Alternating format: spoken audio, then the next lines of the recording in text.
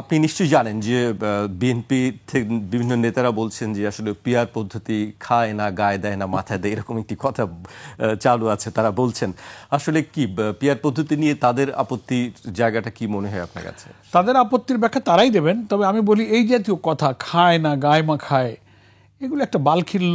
এটা কোনো political personality যাদের আছে, কথার জবাব দেওয়ার ভাষারও তো একটা শালীনতা, শোভনীয়তা, গ্রহণযোগ্যতা, একটা গ্রামার থাকে।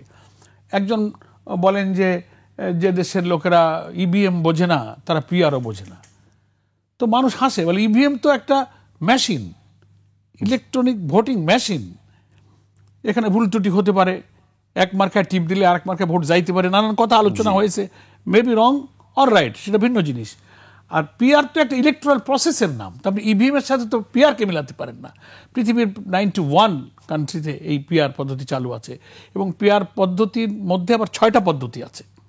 অনেকে বলেন যে এটা হলে গভর্নমেন্ট স্টেবল হয় না, ঝুলন্ত সরকার হয়, পার্লামেন্ট হয়, স্বতন্ত্র সদস্যরা ইলেকশন করতে পারে না। ভাই, এগুলো তো সংশোধনযোগ্য। আমরা যদি সংবিধানকে সংশোধন করি, আমরা যদি এটা চাই, আমরা যদি রাজি হই সবাই, তাহলে এটাকে ইমপ্লিমেন্ট করার জন্য আমরা সংবিধানের বিভিন্ন ধারা বিধি সংশোধন করে আমরা সরকারকে স্টেবল করার জন্য আমরা সেফগার্ড হতে পারে, এর জন্য আমরা বিধি তৈরি করব। যেমন আর্টিকেল 70, ফ্লোর ক্রসিং। একজন মেম্বার অফ পার্লামেন্ট দলের চিন্তা পলিসির বাইরে ভোট দিতে পারবে না ছিল, কিন্তু এটা তো কমিশনে আমরা শুনলাম যে আমরা অর্থ বিল, অনাস্থা, সংবিধান সংশোধন, জামাত বাড়তি সংবিধান সংশোধন দাবি করেছে। এই পয়েন্টে ব্যাপারটা ম্যান্ডেটরি করা হয়েছে। তো এটা তো একটা সেফগার্ড। তো হতে পারে যে পিআর পদ্ধতির মধ্য দিয়ে যে সরকার আসবে, যদি সরকার গঠনের সিস্টেম প্রক্রিয়ায় আসন সংখ্যার দিক থেকে সেখানে যদি তারা মিলেমিশে একটা সরকার গঠন করে, সেই সরকারটাকে কি করে স্টেবল করা যাবে, ভেঙে না যায়, তার জন্য একটা আইনি বিধান সংবিধানে যুক্ত করা যেতে পারে। এটা সংবিধান তো আমাদের কাছে আছে। এটা আমাদের প্রথম প্রশ্ন হচ্ছে আমাদের রাজি হওয়া। এবং পিআর পদ্ধতি জাতি কিন্তু অলরেডি বুঝে ফেলছে যে এখানে মানুষ দলকে ভোট দেবে, দলের আদর্শকে, দলের প্রতীককে, দলের ম্যানিফেস্টোকে ভোট দেবে।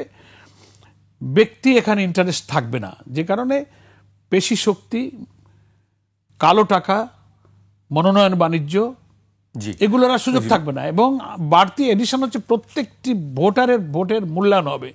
আরও সবচেয়ে বড় কথা হলো যে যখন according to ratio of vote, যখন 300 আসনকে দলের মধ্যে বন্টন করা হবে, যে তুমি 30টা, 40টা, 20টা, 10টা পেয়েছো, এই যে সংখ্যার মনোনয়নটা দেবে হচ্ছে দল উইল নমিনেট দেয়ার এমপি।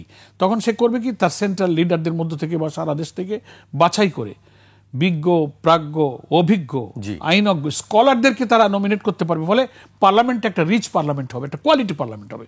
তো এগুলো বিভিন্ন দেশে আছে। তো সমস্যা আসলে আমরা দরকার সংবিধান সংশোধন করব, আইন সংশোধন করব। এই জন্য ওই যে বলে না যে সালিশ মারিনি তাল গাছটা আমার, তো সেই জন্য অনেক কথা ওনারা বলেন যে এটা বোঝে না, এটা গায়ে মা খায় না, খায় না কে, এটা কি, এটা আমি আপত্তি করতে পারি, কিন্তু আমি যুক্তি দিই, আইনে যুক্তি দিই। সেটা বিতর্ক হতে পারে, ন্যাশনাল ডায়ালগ হতে পারে। কিন্তু এইসব গ্রামগঞ্জের ছেলেরা যেসব গল্প বলে, সেই কথা বলে হাসির খোরাক হওয়ার তো কোনো যুক্তি আমি দেখি না।